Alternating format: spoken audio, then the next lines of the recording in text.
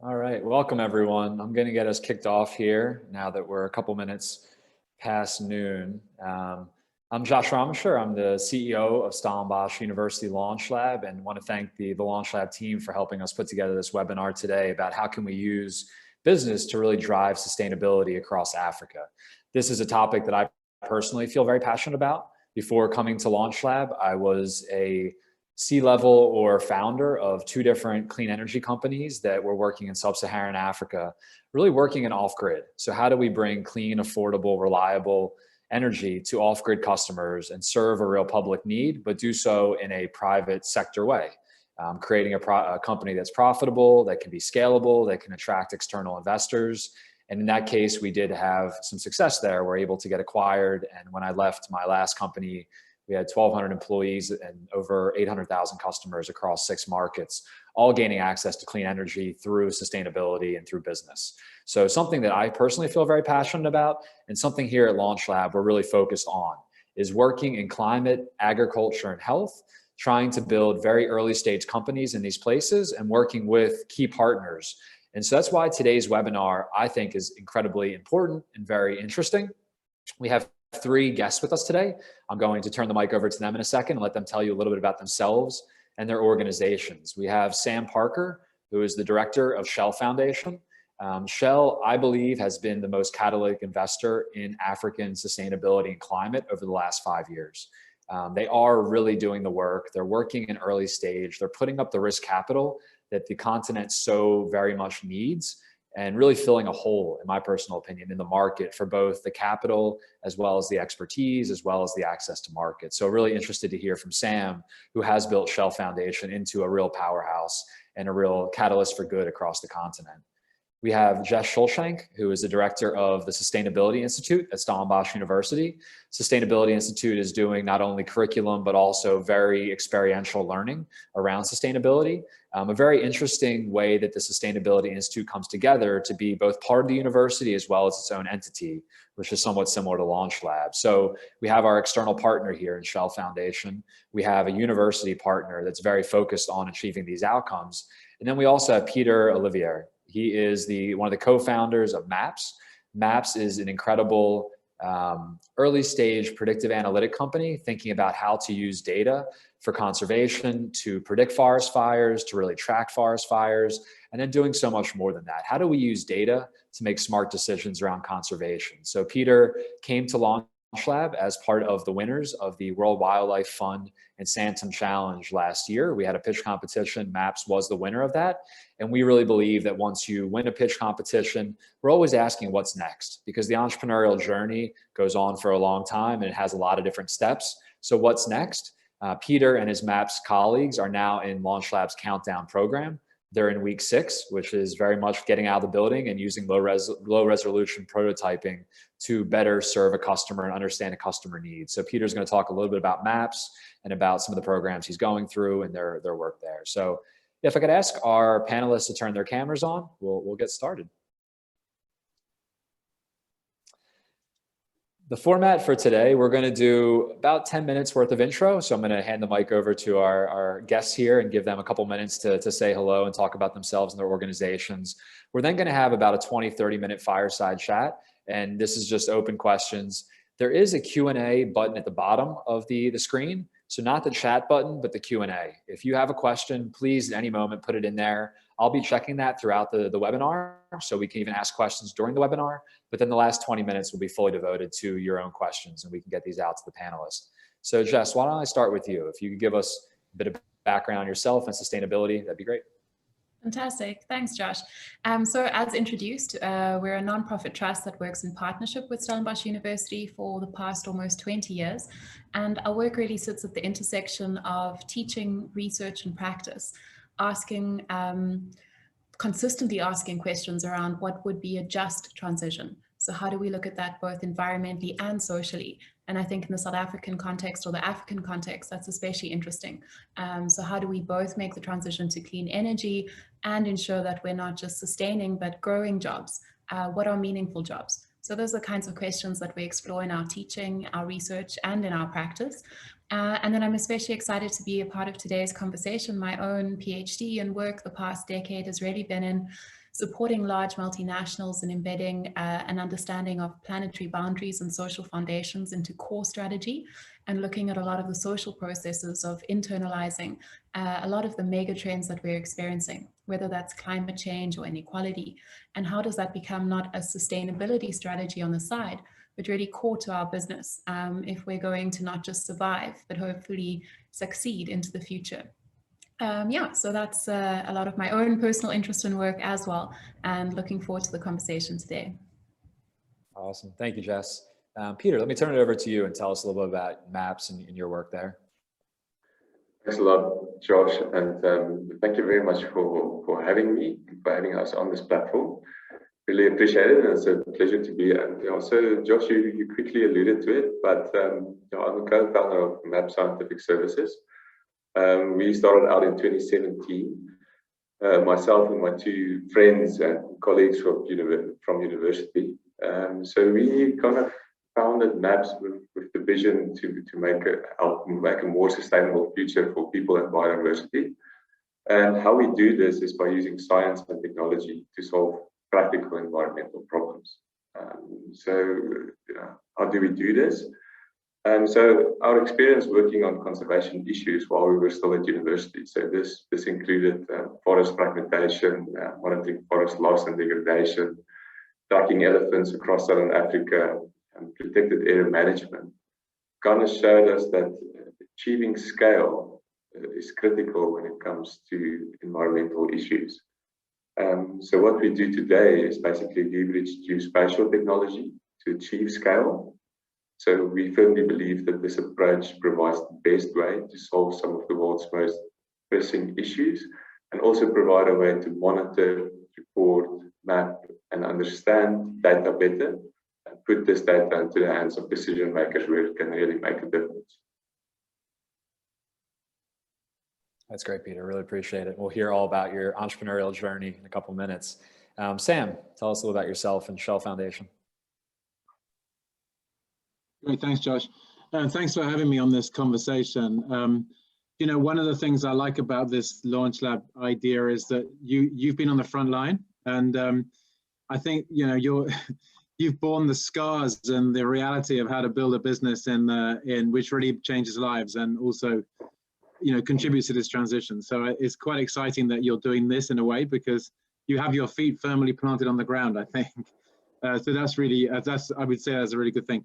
Just my introduction, I'm the CEO of the Skoll Foundation, and our job is to build investable businesses that contribute to the SDGs. And so we deploy basically grant funding. We are a foundation, therefore we're a charity. And we do the kind of heavy lifting, which is that early stages where you're trying to figure out what customers want, people that are underserved, don't have access to basic services that everyone else, that you and I do.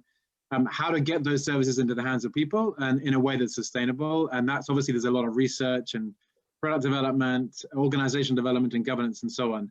So we do that early stage stuff, and success for us is a business that's serving low income populations, reducing carbon emissions, and which is investable. And at that point, investors come in and scale it up. That's for us is success. So it's sleeves rolled up kind of work. It's not glamorous. It's not as amazingly sexy as people imagine it would be, but it's really working with great entrepreneurs who are in the front line and trying to deliver these new solutions. So it's exciting in many ways. And I think the only comment I'd make in terms of the context of this conversation is private sector has a huge role to play in the SDGs, but it's not the only solution. We can't rely on it to do everything. There are boundaries that it can achieve, and it can certainly be massively budget relieving for governments, and governments can't afford, honestly, to deliver the SDGs on their own without private sector.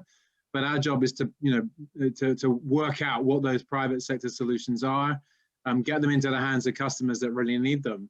And I think what's changed in the last 5 years is that our focus has been, for the last 10 years or 15 years, it was energy access. That was our primary goal. And it was only really 5 years ago that the carbon, because all of the solutions we're working in are renewable, it suddenly dawned on us that the secondary impact of reduction of, or at least the avoidance of carbon as the economies grow, became as important as an outcome as the energy access itself. So now we're finding that we're sitting on two benefits, and we have to make sure we deliver the impact for people, but also we're very conscious about the impact on carbon, and that's becoming increasingly a driver now for doing what we do. It's great. This is definitely a call of kindred spirits. So even if no one tunes in, we'll have a good time here.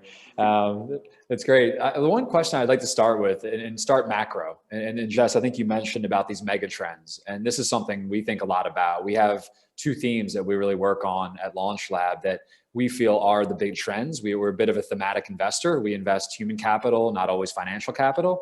Maybe if we all could talk about, and I'll throw it to Jess first, what are those big mega trends that you're thinking about for Africa? And I'd like to hear how people are thinking about those. Yeah, absolutely. I think, so the World Economic Forum releases its annual global risk report. And if anybody pulls that up, you'll see over the last 10 years, really following the financial crisis in 2008, that was dominated by a lot of economic concerns. Globally, we're increasingly concerned about issues around the environment. And even the language has shifted away from climate change to climate disaster. We have to make sense, and increasingly we're talking about addressing climate justice. In fact, while a lot of those categories in terms of the major risks, both from a likelihood and an impact perspective, are almost entirely environmentally framed, they are also being understood as social, political and economic risks. So we can no longer, I think, afford to consider this a green agenda or something that's separate from what global business and country leaders are having to think about. So climate, water, if we look at the planetary boundaries framework, we should be very concerned about biodiversity. The work from Banowski and others, a scientific consensus for policymakers, points to underlying drivers like changes in land use. And all of these have really massive social implications. So I think these are the big issues that we're watching, specifically looking not just at poverty in terms of how it's been framed, but trying to understand trends around inequality, lack of access, and then really fundamentally what's underlying that. So whether it's education or healthcare, and how do we move beyond critiquing policy to understand why the investments that are being made are just not translating into the necessary changes we need to see. So these are big, hairy issues. And I'm sure that both Pieter and Sam will add to that, but I know as academics at the university, we often talk about these being wicked problems. So something that no one individual or group of people created by themselves, something we're all affected by, and something that no one individual or group of people can solve by themselves. And so I think as we recognize these mega trends that are affecting all of us, we have to, the only conclusion I can come to is we have to collaborate deeply in order to think about the kinds of solutions we're going to need. But I'd love to hear from Sam and Pieter, because I think they're seeing perhaps similar or other kind of trends and themes from different vantage points in the system.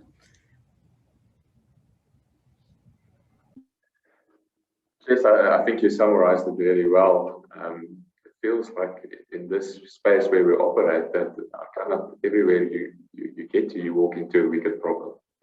Whether you're just focusing on conservation, whether you're focusing on land use change, the space we're playing at now is like trying to see how we can mitigate and reduce the risk of fires across South Africa. There's just so many aspects, whether it is social, whether it's from a biodiversity perspective, whether it's from an economical point of view. So now I can agree with you. So what we find, if we have to really think about trends, it's definitely around land use. If we think about the predictions around how Africa's population will grow and change in the next, by 2050, we see a massive pressure on land use and how that would affect protected areas, how that would affect forest resources, and how that would affect the socioeconomics of the communities. I mean, some of the areas we work in, for example, northwest Zambia, if you look at how that system has changed just in the last 10 years, and the pressure that's being put onto forests, more fires, more people, more resources that needs to be extracted, there's definitely a need for very innovative thinking and like Sam also said, private and government role players to come in there and make a difference. And maybe I could just add to that, to Jess's question.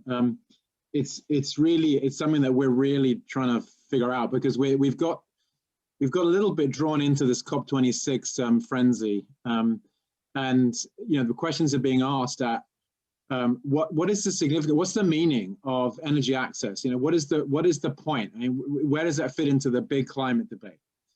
And what we're learning is that you could imagine, if you think forward, you could imagine an energy transition without energy access, without addressing energy access as part of that, would end up in a bit of a mess, because you'd have massively reduced carbon, which is fantastic for the climate, but you'd have massive inequality. You'd have probably a growth in economic disparity across the world.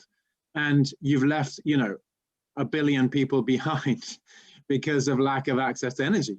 So to some extent, you could argue that you have to really work at the access side as part of the transition. And without the access, the transition is much less meaningful. I guess, like Jess, that's what you're talking about in terms of a just transition. The same dilemma, and so we're pushing for the access to be part of the transition, an integral part of the transition, because you need, a green economic and inclusive growth is obviously what we're all after, as opposed to just a green growth, or as opposed to just a growth, right? So in a way, that's got to be the holy grail. But these are the political trade-offs, as you say, Jess. And the reality is that there's going to be, where governments are going to have to try and do all these things at the same time. And the second example of that dilemma is in the mobility sector, where we also operate, where we find that we're pushing for finding ways of getting e-mobility. As you know, mobility means access to services across Africa. E-mobility means sustainable access to services across Africa, but it's going to be 20 years before you get the infrastructure to make that a reality. We're pushing as hard as we can to make that that transition fast in terms of two-wheeler, e-bikes, and so on. But what do you do with the existing services? Do you drive for efficiencies with the existing technologies as well, or do you ignore that? And right now, the needs of millions depend on existing systems in mobility. I'm talking about people living in large cities in Africa that are getting larger and larger.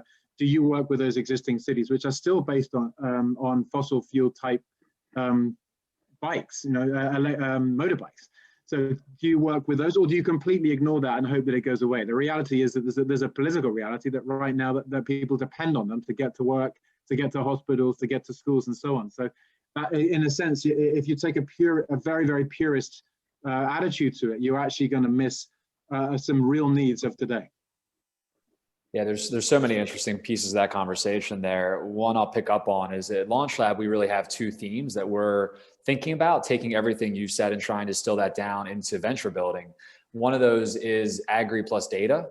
So how do we use data? How do we use smart people like Pieter to help us become much more efficient, much more effective in our agricultural practices across the continent?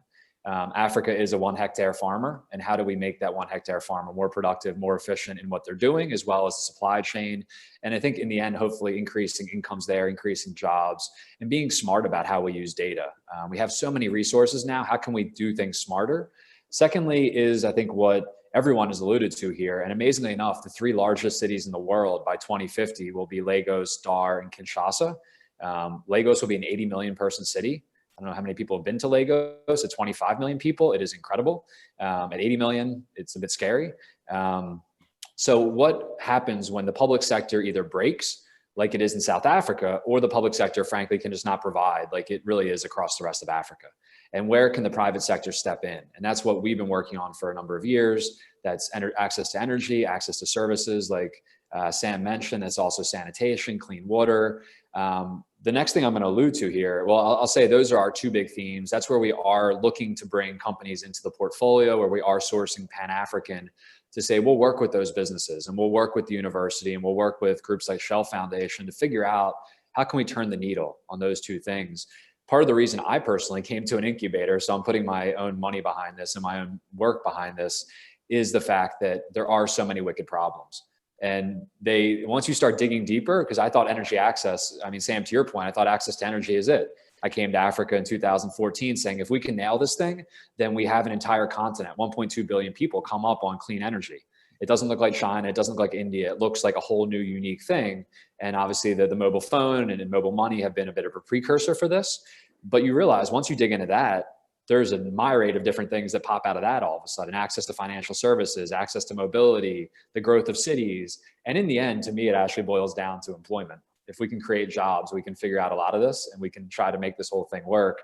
Let me key in on this idea of the private and public sector coming together, because that's even what we're seeing on this call, is a publicly funded university coming together with the private sector, trying to use business to drive sustainability.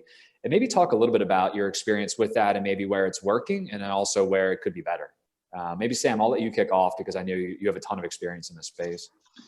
Well, there's a couple of things, Josh, I think, and hopefully relevant for this conversation today, is that there's a lot of great tech innovation going on, R&D upstream, in the US, particularly Europe. There's a big journey between that tech R&D and actually changing lives in the marketplace, right? So that's a long journey. And right now, there's been fantastic innovations. If you think about the fact that you can reach people now that have never been reached in a sustainable way with services, that's largely due to tech innovations. It's obviously rolled up in business models, but it's a huge amount of tech that's enabled that, right? So that's fantastic news. But I've seen too often roadshows from universities in African sort of pitch sessions and general entrepreneur gatherings saying, look at this great bit of innovation we've developed back home. Come and buy it, or this is going to change your life. And it's quite often missing what the market actually needs. So I think if you can figure out how to scan from the market back, from the customers backwards, what is really needed to improve lives, and then use that to guide the research and the innovation at the kind of lab level, that is going to transform the way that, the efficiency of the system. And because generally speaking, a good amount of the research is actually not really applicable. It's very difficult to get into the market. So if you can switch that around, I mean, that will be the first thing. And the second thing is networks of research around the world. So I think that private sector in Africa and Asia are going to have to partner up with government and research entities in order to serve the poorest. And this goes to the SDGs, right? If you're talking, what really matters for the SDGs is universal access. Now, the private sector, without any, partnership with public sector, is never going to reach the poorest of that population, right? Never. So let's wake up to that fact and work out how you actually intelligently get together, private, public, and research capacity to actually deliver that, because it won't be done just by hoping that the private sector does it without any kind of partnership with the public sector. Pieter, I'm going to have you step in next. And if there's one thing you've taken away from Countdown, I think it speaks to Sam's first point here. Maybe you could tell the audience what that is. Just empathy building. What is the number one step in design thinking? Empathy building. So before we come up with a solution, before you try to think what you think what your users want, first have to spend time with the guys on the ground, speak to as many of your potential users as possible, understand their problems, understand their pain points, and then take that and build a potential solution around that. So I think the same, you definitely, you highlighted that issue, definitely. So I actually just wanted to ask you a question on that. So what would be the motivation of the private sector to jump into this scenario and actually take over some of the government's responsibilities? So is it profits, or is it long-term profits, or how would you achieve that? Was that a question to me, Pieter? That was a question to me or to Josh? Yes, to you, Sam. I think you have to leverage the enterprise of business, and I think the incentive is business. I think look at most of the markets we're dealing in. SMEs, small medium-sized enterprises, still are the bedrock of a lot of the economy, of the job creation. And I think the incentives of businesses to provide services to across all of the SDG verticals is going to be sustainable business and job creation. I mean, I think it's a bit naive to assume there are massive margins here. And I don't think you're going to get, honestly speaking, the big corporates diving into this space, particularly on the low-income consumer side of things. They'll certainly dive into the space around the renewables and the transition, and that large infrastructure will definitely be a big part with the corporates to play. But talking about my area of interest and my area of focus, which is really about increasing access for these basic services, it's tough to think that the larger companies are going to get into it. I just haven't seen it. I mean, I haven't seen it because they quite often you see companies play in this space where they start expanding services to lower income market segments, and then they try it for 2 or 3 years, and then they're not getting the marginal returns, and then the board says no, let's cut that. So I think we're actually going to depend on a whole generation of small and medium-sized companies to provide these specialist services. And yeah, that is definitely driven by a desire to build businesses. I don't think anyone, Josh can speak to this, I don't think any one of the founders of these social enterprises that we've supported over the years is rich. At least I haven't seen any of them driving around in fancy cars, because it's really tough. It's really tough. And it's tough to really make these businesses sustainable. But it's a fantastic objective, because you're taking away, even if you break even, you're taking away that whole burden of subsidy, which the government would otherwise have to do to provide services. So I think it's a great budget relieving activity at the very least. But I don't think there's multimillionaires being grown. Josh, correct me if I'm wrong. No, my bank account has definitely not grown over the last 7 years. I've got a couple more gray hairs around the margins here, but no, but I want to throw it to Jess in a second to talk about public-private. But I would say that, to Peter's question, I do think there are big businesses to be built in these sectors. To be very clear, I do think we can build sustainable, profitable companies that can get acquired. And Phoenix, the company I worked at, is an example of that. We were acquired by Engie. Engie was able to put significant amount of money into the business, was able to roll it into a holistic platform that wasn't just solar home systems, was mini grids, was centralized generation, having a more holistic strategy. And that was something in this sector that Sam's been part of. It spent 10 years trying to get innovative product, figure out how to sell it, figure out how to finance it, figure out how to service it, do the whole thing.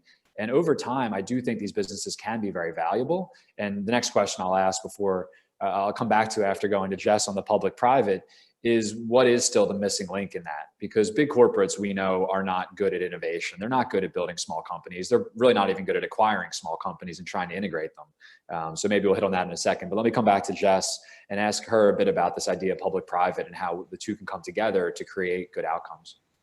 Yeah, I kind of want to speak to Victoria and Sarah's questions in the Q&A as well, maybe an answer to that, which is, I think we see in the context of, what we would call limited statehood, that certainly corporate sector steps in and starts to take on responsibilities and perhaps even crossing lines where we may say, well, isn't that government's responsibility? We're contributing taxes, these are public services. And so about 2 years ago, we convened kind of a Chatham House closed room with a lot of the leading corporates in South Africa, both the heads of sustainability and heads of foundation, to say, what is the role of corporates in addressing and kind of contributing to some of these deep social challenges? And especially when we start to recognize that the security of those companies to be able to continue to exist in 5, 10, 15 years is increasingly threatened as societies become more unstable. So I think, Peter, to your point, it's about long-term financial viability in some ways.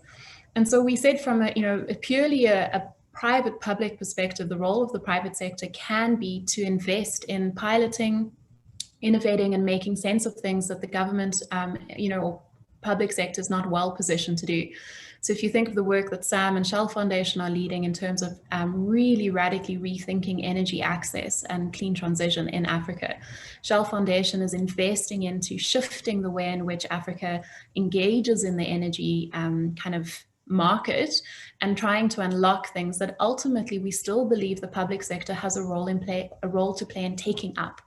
Now, the challenge is, what happens when government is deeply corrupt? And I don't have an answer for that. That comes up very often in my MBA classes and other places where I teach, which is, how do we tackle the issue of corruption? Because then it means government's really not playing the role that they should.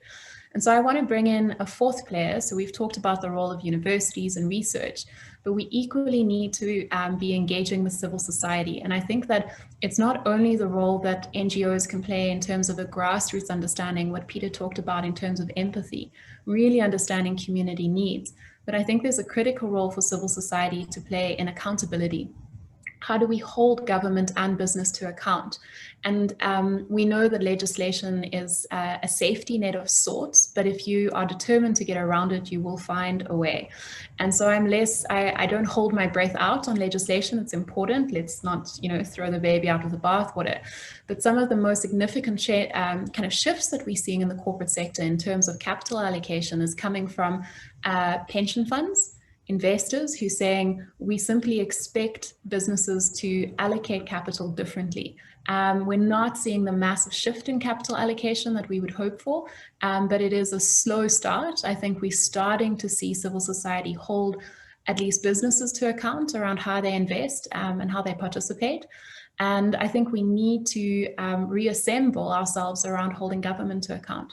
So yeah, I think that there's a critical role for civil society to play alongside universities, but we have to step out of our silos a bit. I think universities are very good at working in silos, highly specialized, but not always transdisciplinary.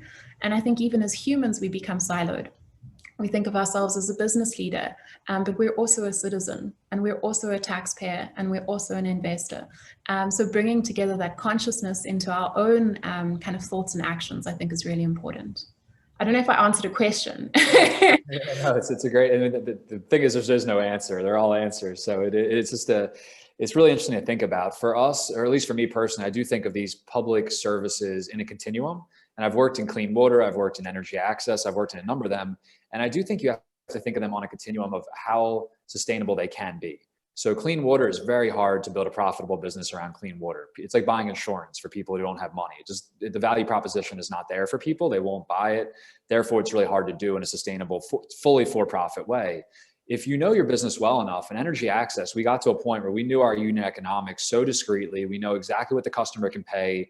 We know the elasticity of that customer. And towards the end of my work in that sector, we could say, per every sale, we need X number of dollars from the government as a subsidy to make it profitable. This is how long it has to last for. It's almost like creating the backstop in the drug marketing world to say, we can get there, we need the scale to get there. So I do think that all of these public sector or private sector companies solving public sector issues have to think about themselves on that continuum, strive for the maximum amount of profitability, obviously within the realm of being a good business, and then understand, is there a delta? And maybe that's where foundations can play a role. That's where governments can play a role. But go for efficiency and figure out, I need 25 Rand, I need 50 Rand, instead of just saying, give me money. Because that's not going to work. Governments aren't going to do that. So that's how we came at the problem, and trying to really get down to unit economics, which leads me to a question which I think Sam alluded to earlier around this journey from research and development to a scalable business.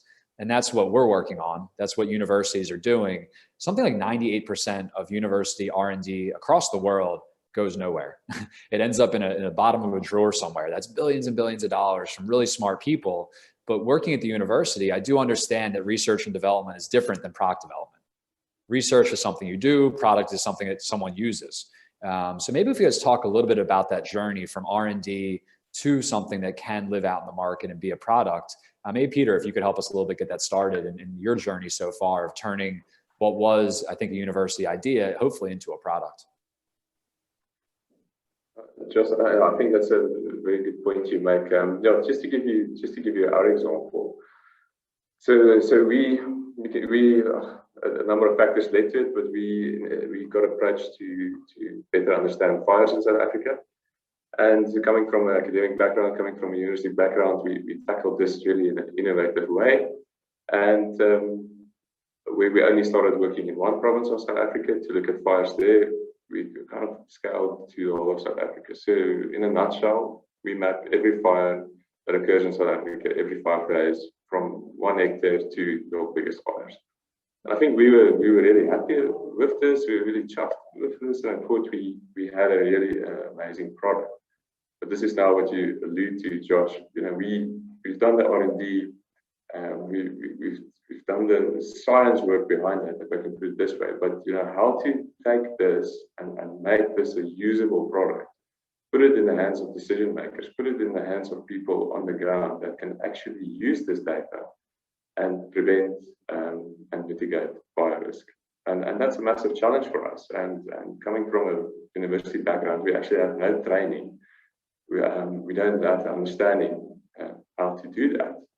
And we're now in the process of working with the LaunchLab and working with Josh and the guys to help us build a product that will be used. So I think that example, I think it happens so much. I think it happens in the research groups, not just in South African universities, but like the stats you mentioned, Josh, probably universities all over the world. It's a massive challenge to overcome. And one of the things that we really hammer home is that the definition of a startup is a temporary organization searching for a scalable and repeatable business model.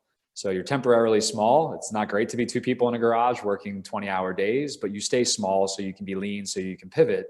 You don't have a business model. You don't know what it is. You're searching. And in order to search, you have to get out of the building and talk to customers. You have to do customer discovery. You have to be iterating, going through that process. And what you're searching for is something that can be scalable and repeatable. Can I sell it not once, but 1,000 times in a bit of a productized way? Let me throw it back to you for 1 second, Pieter, and then I'd love to hear the rest of the panel. What is the missing link in that right now? If there's one thing that could really help MAPS go from being R&D to a product, is there something that's missing in that journey for you so far? Just, I think just to take a step back to that, I think a massive missing thing for us first was we had no connection with our potential customer base. Also coming from a lab environment, I mean, you publish a paper and you spend some time with your colleagues, and that's the kind of the communication that you have. So now going out into the world, just speaking to potential customers for us was massively important, massive. But then I think probably for us now is to think about how to make this profitable, and then seeing that our main users, based on our infantry building, it's actually the guys that can't afford it. So how to overcome that problem. So maybe it will become sustainable in 5 years or 10 years. At the moment, it's difficult to build a sustainable model without getting an external funder or someone like government or private enterprise willing to just invest initial component. And Sam, I don't think anyone maybe in the world has more pattern recognition than you, seeing all these early stage companies come through, going from idea to hopefully business or dying. What have you seen through that, through your number of years of doing this with early stage companies? How does R&D turn into product, or where does it fail? It'd be really interesting to hear. Yeah, I think we're not particularly interested in technology and we don't tend to back technology because it very rarely necessarily leads to changing lives. What we back are entrepreneurs that have already tested something in the field and think there's an idea there around which they can build a business. And I think what would be an interesting thing for you to consider, Josh, as you're thinking about the future of this sort of initiative of yours is there something different? And I just don't ever see this happening at all. Is there something different you could do around targeting your work? So, for example, you have organizations like GoGlo, which is an association of all the off-grid energy companies. AMDA, which is the African mini-grid developers. So this is where the enterprises get together and share data. Why don't they feed back to you? What are the big challenges that they think can be addressed that need research effort? And I've never ever seen that happen. So if you could imagine, the reason it's difficult is because you're trying to imagine what's not there, right? You're looking at actually where's the gap, what would make a difference, but we can't see it yet. And then how do you research around that? How do you do some development around that? And to my mind, that's the big opportunity, is if you can get together with these networks of enterprises in Africa and Asia that are dealing with this day to day, and they know what the real issues are, and they know the customers, and they know the people they're trying to reach and can't reach, and they know the reasons they can't reach them. So that's the sort of gold dust that you're trying to get in that particular market. And I think the same would go for mobility. But if you can scale up renewable energy across Africa, you really have got a big climate impact. You've got a big economic growth impact, a big political impact, because you're going to get less migration out of some of those areas. So that I think would be maybe something that you should explore. And I would love to see an occasion where someone like yourself stood up and said, right, you tell us what we should be working on, and then make that a public statement, and then and show that research is being driven by market need and not the other way around. I love the concept, because I had a debate this morning with someone I've been working with about, is it, and this is no offense to Peter and his team, is it easier to start with a product and try to find a market with a good team, or is it better just to start from the beginning and just start with the problem and then find the team? And this is a bit of that venture builder model. Is the idea coming from external? Is it coming from internal? The reason I like working with Peter and his team is because they are really good entrepreneurs. They're really stuck in. I think they have the ability to figure this thing out, even though there is a product behind it. But both, it'd be fun to A/B test both and see how it works and see what works the best. I would say, and I raise my hand, we're always looking for good entrepreneurs. I mean, I think there is a lack of serial experienced entrepreneurs, and that's what we're trying to build over time. So even if we have the ideas, do we have the entrepreneurs that can run with that? And that is something that we're trying to build, but is a stepwise process. So yeah, it's a great idea. I think it also speaks, maybe Jess, you could speak to this, of how does the university and the public sector get its ideas? Like, what are we working on? Is it something that, is this going to end up living in a desk, or is it something that is from the market? And I don't know how you think about that as sustainability. Yeah, it's I think a question that we were asking ourselves about 10 years ago when we founded something that today is called the Embedding Project. It's a global nonprofit research initiative that aims to support corporates in making sense of these issues and providing really practical guidance. One of the challenges, if anyone's finished their master's or PhD, you know, it can stop a door, but it rarely ever gets read. And I was having a bit of an argument with my family after finishing my PhD, because I was like, you guys don't care. And, you know, it kind of culminated in my mom saying, well, I'll read it. And about a week later, she called me and she said, listen, I tried, but it was just really weird. She literally used the word weird. So I think the challenge is to be academically rigorous. We become completely inaccessible, and you don't want to lose that rigor, but how do you actually become relevant? And often what happens in academia is we study what we have access to, what we find personally interesting, or perhaps where the funding is sitting. And so something that we did with the Embedding Project, for example, and there's really great initiatives, whether it's in food systems, the Southern African Food Lab. We're working on a coalition at the moment in education innovation. I think LaunchLab is one of the leaders in the space. Is how do you listen and make sense of and understand what the real challenges are? So for example, we have a leadership council of 15 corporates across all industries in South Africa who come together before COVID twice a year, but now we've switched that to monthly webinars to really understand what are the challenges in practice. And we still undertake very rigorous research. So I love the question from Colette, which is, you know, surely CEOs should be part of these conversations. It's exactly what our corporate practitioners were asking. So we undertook, it ended up being over 300 interviews with global CEOs, board chairs, directors, heads of sustainability, risk and strategy to understand how do you get CEOs on board and other executive leadership. So the research is still rigorous. And we did produce a series of academic papers, but we also produced a series of guidebooks, case studies, and practical toolkits. So I think, Josh, it's a great question, but it's not how universities are set up. So our faculty who are involved in this are expected to still teach, supervise, and publish. And there's no formal recognition for this really practice-oriented work, which takes a lot of time and energy. So it's more of a passion project than an institutional kind of deliverable. Even though we have that language, we say university should, you know, be serving society and its needs. So I think there is internal work to be done to restructure how universities incentivize this kind of work. I know, Josh, in your experience, maybe kind of how does the LaunchLab tackle that? Because you're kind of building a business inside a university who, you know, we talk about valuing it, but it's not always where the investment sits. I'd say oddly enough, I'm not asking you a question. That's all good. I'm happy to answer. And I will get to the audience questions now too, because there's some great questions in here that I want to get to. I mean, I think with entrepreneurism, you have to always understand that adversity is opportunity. When the markets dislocate, when the world becomes crazy, like it has in COVID, like it did in 2008 with the financial crisis, massive opportunities present. I think, with all due respect to universities, one of the best things, and this is said very, very compassionately, is that COVID happened and all of a sudden everyone got a big smack in the face that we have to change, that we have to adapt or die. We haven't had students here for a year. They're coming back. We'll see how that goes.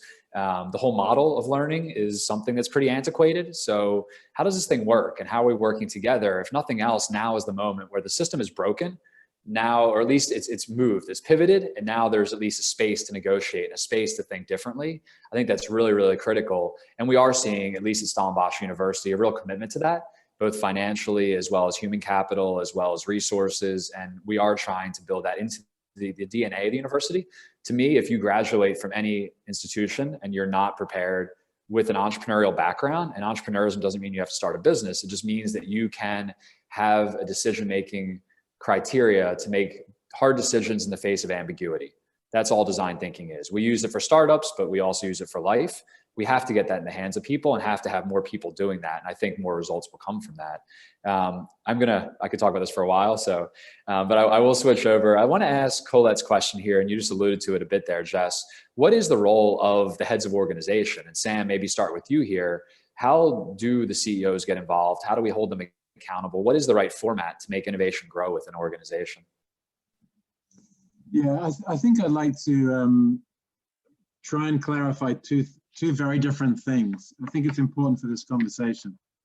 One is how an established company, potentially a large multinational established company, contributes towards the SDGs and to the sustainability of the world, right? That, of course, needs the full engagement of the CEOs, and that's where you need the buy-in from the top, and that's where the decision-making will happen.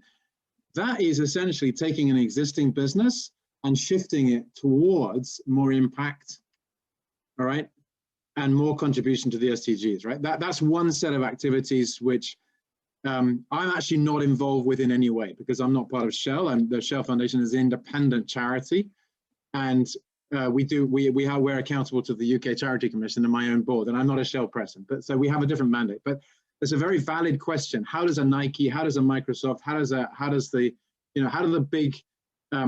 IKEA, how does a DHL, what do they do to improve to make their business model, which is currently stuck here in terms of the spectrum between profit and impact, up and right? So how do they make it more impactful in terms of, for our definition, in other words, contribute more to the SDGs, as well as being sustainable perspective for its shareholders? That's a whole set of activities with its own set of challenges. That's really what WEF's all about. That's what the CEO Compact's all about. And I think, Jess, you're obviously doing some great work to mobilize that and to get it happening. And that's a whole set of science around that. What we're involved with is actually creating businesses that are right at the top right-hand corner of that spectrum in terms of impact and sustainability. So we're actually creating businesses specifically to address an SDG challenge. Hence, we're dealing mainly in startups. We're meaning, completely brand new business concepts and technologies and models and products and services. That's discipline, and that activity around that is quite specialist. It's quite difficult, but it's about how you create something from nothing. And that's a very separate set of activities and challenges. And I like to make that distinction because I think that the discussion about CEOs of large corporates is a good one.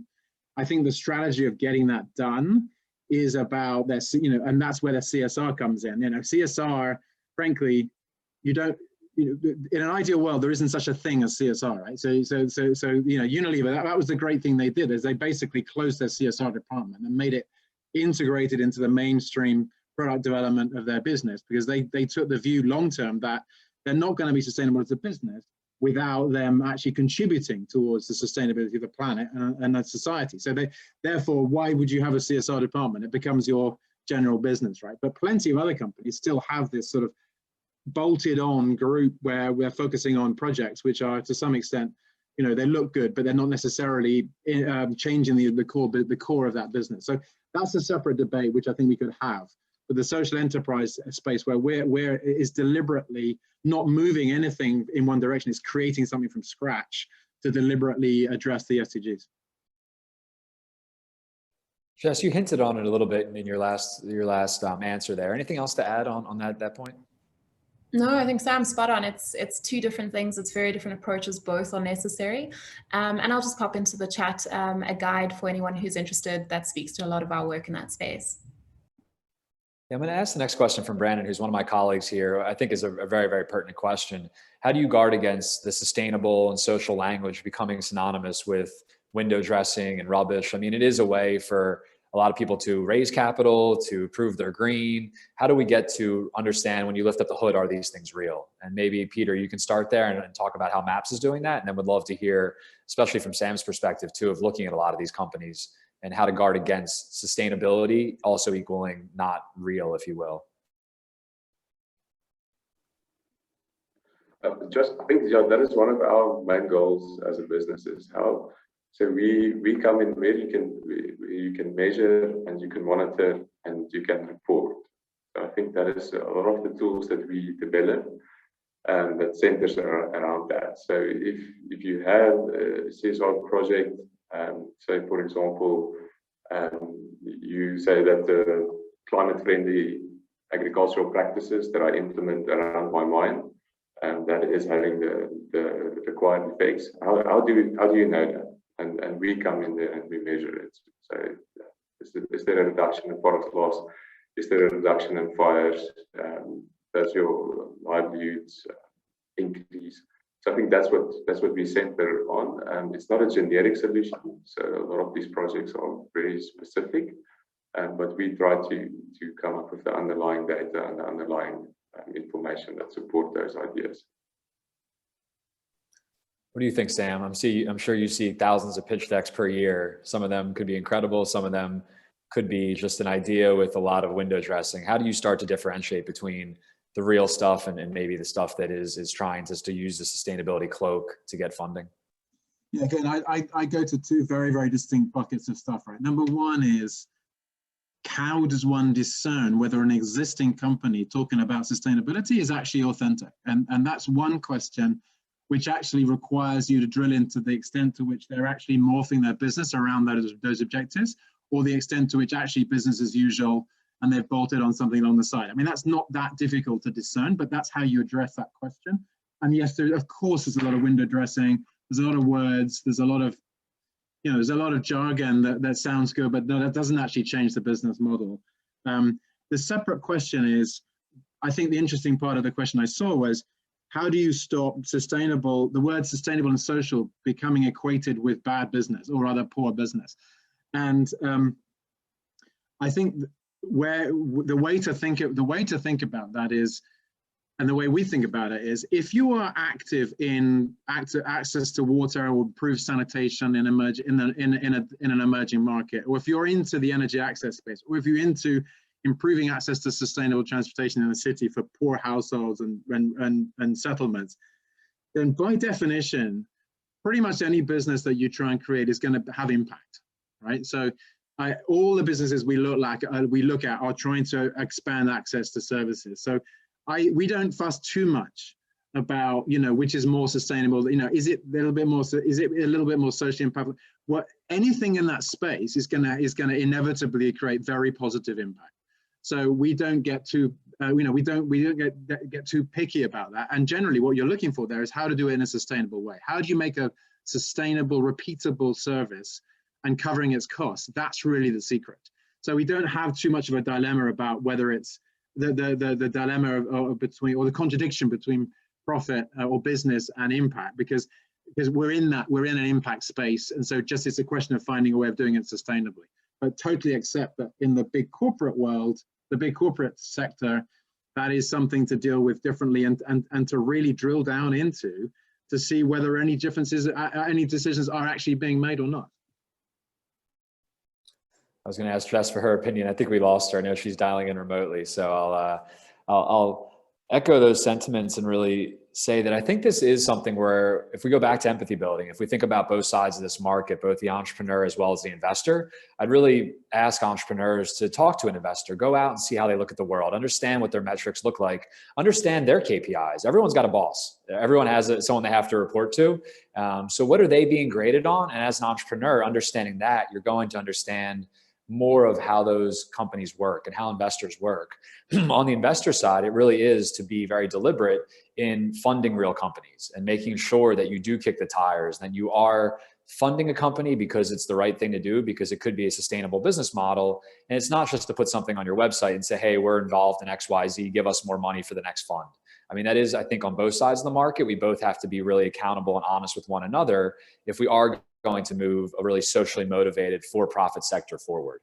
And it would be terrible in the end if we wake up in 5 or 10 years and green is equated to rubbish. And I think we have to be careful there. We have to be very, very careful. So with only a couple minutes left, I know we have a couple more questions in here. Sam, one of the questions here was just about access to energy, and it's been a slow go. And in some ways, I mean, it's also been really successful. So I'd love to hear your views on 15 years in, why some things have gone well and maybe it hasn't scaled as much as we'd like for it to.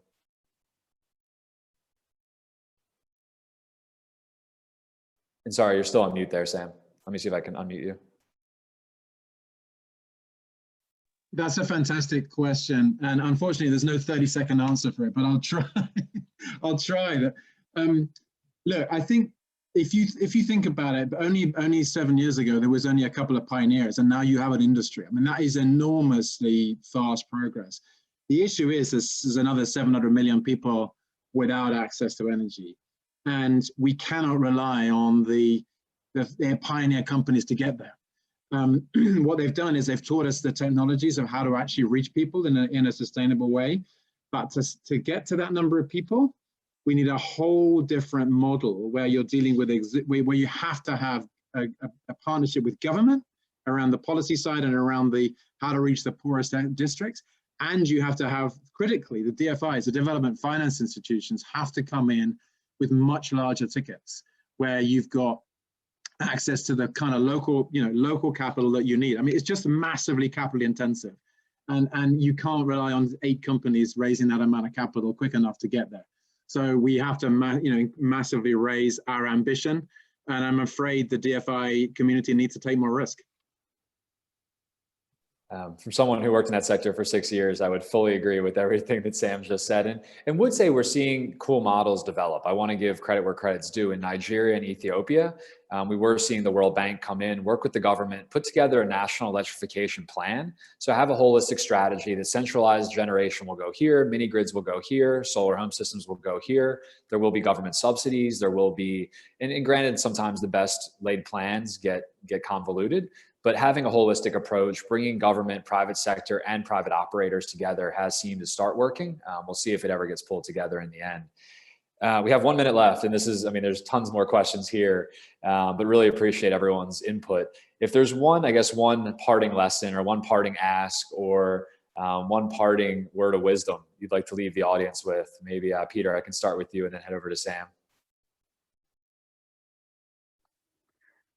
Josh, I think in this space, and it's also one of the aspects we covered in Countdown is you need grit and determination to keep going. I think cracking the market, developing a product, and getting through all of the wicked problems that Jess also said. I think you have to have that, and then I think it's really fulfilling. I think doing this kind of work, I don't think you can ask for anything better. If you can look back and say it was successful and it was fulfilling and you made a difference, I think that's awesome. So it's great to have this opportunity. It's great to be playing in this space, and thanks again for having me on this panel. That's great. And I would give the shout out to the book Grit by Angela Duckworth, and to dig down a bit deeper on Pieter's point there. Grit is passion plus perseverance. If you know what you're passionate about, you're willing to persevere to make it happen. And that's really what we're looking for in our entrepreneurs. Do you understand the problem? Are you passionate about solving that problem? And are you gritty enough that when the money runs out or someone tells you no, or you're sleeping on a floor in a random airport somewhere, you're like, cool, I'm going to keep going. And that's really what I think you took the words out of my mouth, Pieter. I would have talked about grit here as well. And that's what we're searching for is the idea thematic and is the entrepreneur gritty? And we can work with that because to Sam's point, the technology is going to change. It's going to be totally different by the time you actually get to market. So Sam, any final words of wisdom from you? No, I would just say obsessively listening to customers and being driven by that. And secondly, actually, and this is going to sound bizarre from an organization that funds social enterprises,